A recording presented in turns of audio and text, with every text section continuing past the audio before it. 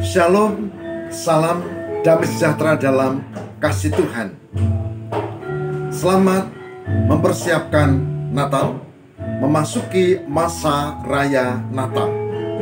Semoga kasih setia Tuhan menyertai ibu, bapak, dan saudara-saudara menyambut Natal meski dalam kesederhanaan, bahkan keprihatinan. Natal tahun ini memang beda. Tidak ada perayaan, tidak ada ucapan, tidak ada pentas seni, tidak ada hiruk pikuk, bahkan sekedar kebaktian di gereja pun hanya sangat terbatas. Itulah sebabnya saya mengajak kita untuk menghayati Natal tanpa perayaan Natal. Saya Pendeta Lukas Eko Sukoco dari Padepokan Diakonia Mitra Kinasih, siap untuk mendampingi dalam renungan hari ini. Kiranya menjadi berkat.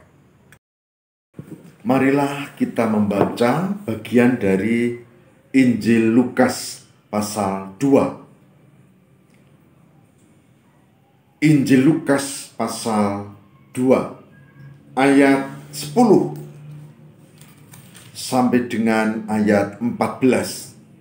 Lukas 2 ayat 10 sampai dengan 14 yang demikian firman Tuhan. Lalu kata malaikat itu kepada mereka, "Jangan takut, sebab sesungguhnya aku memberitakan kepadamu kesukaan besar untuk seluruh bangsa. Hari ini telah lahir bagimu Juru Selamat, yaitu Kristus Tuhan, di kota Daud. Dan inilah tandanya bagimu, kamu akan menjumpai seorang bayi dibungkus dengan lampin dan terbaring di dalam palungan." Dan tiba-tiba tampaklah bersama dengan malaikat itu sejumlah besar bala tentara surga yang memuji Allah, katanya, "Kemuliaan bagi Allah di tempat yang maha tinggi, dan damai sejahtera di bumi di antara manusia yang berkenan kepadanya." Demikian pembacaan firman Tuhan. Saudara yang berbahagia, barang siapa yang mendengarkan firman Tuhan dan yang memelihara dalam kehidupan setiap hari. Injil Lukas pasal 2 yang baru kita baca tadi adalah sekelumit kisah tentang Natal. Kalau kita cermati Injil, kita akan menemukan bahwa Natal memang sangat sederhana. Kelahiran Yesus itu sangat sederhana. Dia ditempatkan di palungan, lalu kelahiran itu terjadi di proses ada di kandang domba. Kemudian situasi politis sedang ada sensus penduduk, jadi itu yang membuat Yusuf Maria tidak mendapat tempat karena mereka bukan orang kaya yang bisa menyewa tempat yang bagus. Dan yang menjadi saksi adalah para gembala. Setelah para gembala itu mendapat warta dari malaikat yang menemui di padang Efrata, dan gembala-gembala itu yang menjadi saksi kelahiran Yesus. Memang diceritakan tadi di dalam kitab Injil Lukas, ada bala tentara surga yang memuji, tapi itu penampakan di depan para gembala, tidak selalu. Dan suasana kembali sunyi. Natal pertama, kelahiran Yesus dirayakan dalam situasi keprihatinan, dalam situasi yang sunyi, dalam situasi yang sederhana. Oleh sebab itu saudara, kalau sekarang karena pandemi COVID-19, kita tidak bisa membuat acara gebiar Natal, hiruk pikuk Natal yang luar biasa biasanya, menurut saya itu tidak menjadi masalah. Karena inti Natal justru tidak di situ, tapi diletakkan pada kesederhanaan, pada refleksi, relasi dengan Allah, dan menghayati kehadiran bayi suci yang adalah Mesias. Di situ kita temukan kesederhanaan, tapi ada ketulusan. Jadi, tidak perlu kita lalu merasa, oh ini kurang nges, karena tidak ada acara-acara yang macam-macam seperti biasanya. Saudara, sebagai orang beriman, kita harus belajar untuk melihat dari sisi yang beda. Ada seorang teman yang berkata begini, oh ini tidak adil, kenapa kalau Natal kita tidak mendapat ucapan selamat dari saudara kita yang lain? Dan saya menjawab, Natal yang pertama, ucapan selamat itu dari para malaikat. Natal yang pertama, ucapan selamat itu dari para gembala. Dan belakangan kemudian nanti kaum Majusi. Tidak ada ucapan selamat yang hidup pikuk seperti itu.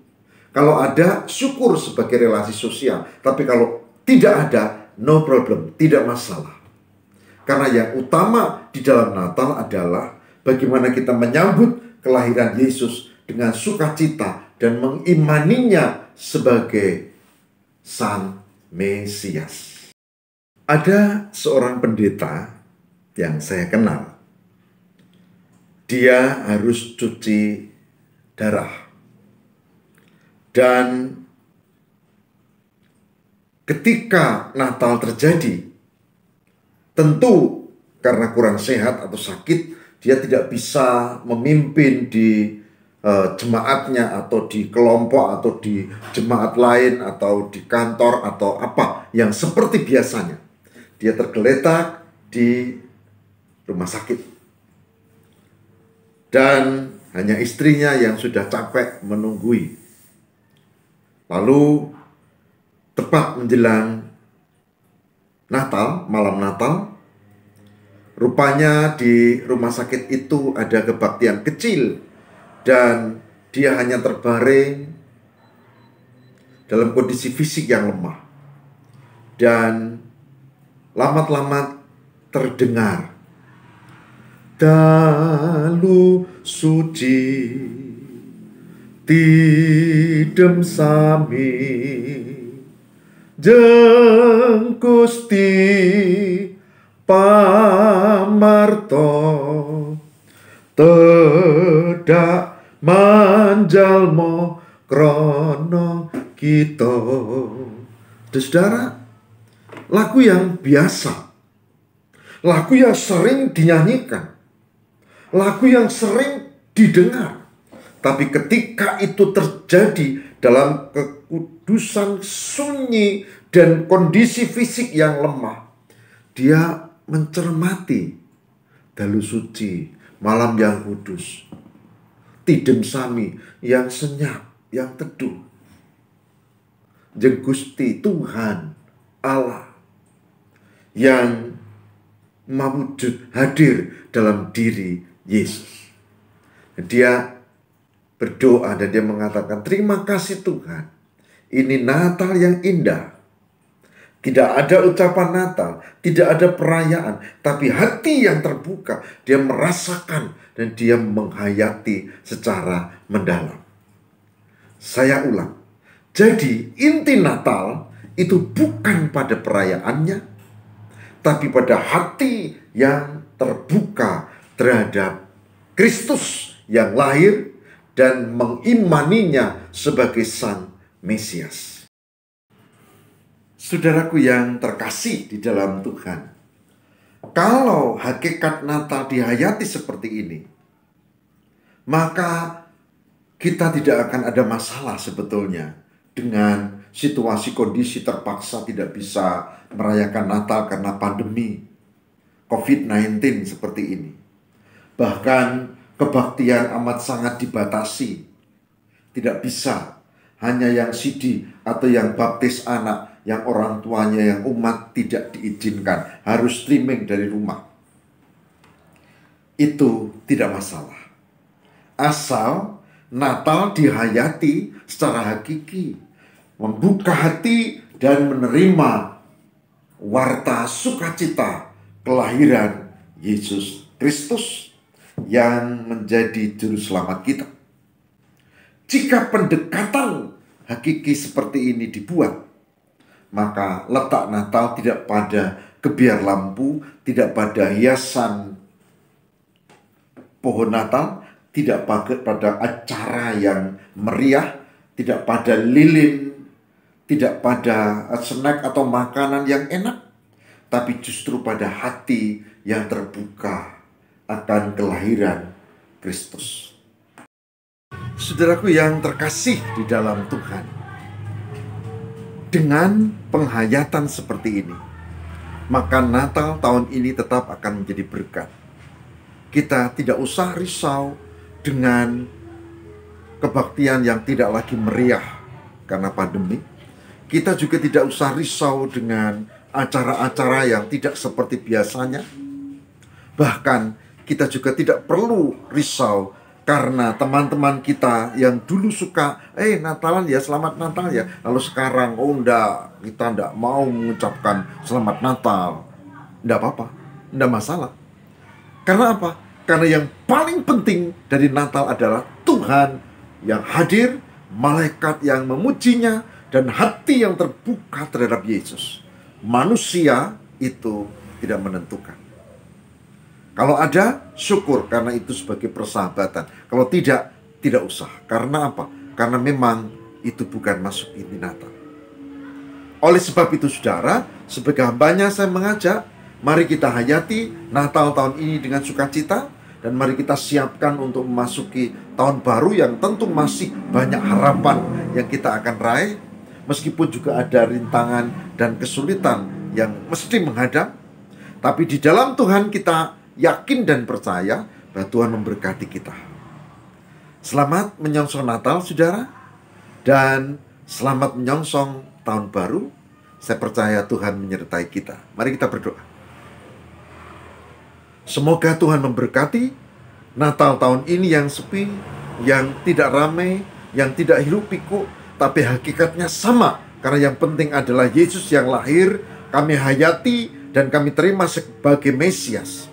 Berkati kami untuk menghayati dengan cara baru, yaitu hakikat dan bukan pada gebiarnya. Semoga Tuhan memberkati kami semua. Semoga Tuhan berkati gereja-gereja, bahkan komunitas Kristen yang merayakan Natal dengan sederhana, atau yang terpaksa tidak bisa merayakannya hanya daring atau dengan online. Semoga Tuhan memberi semangat kepada kami untuk tetap mengasihi sahabat saudara sekitar kami, walau mereka tak mau ucapkan Natal pada kami. Karena kami tahu Tuhanlah sumber kasih dan kami harus hidup di dalam cinta kasih. Terima kasih ya Allah. Demi Kristus pengantara kami berdoa. Haleluya. Amin.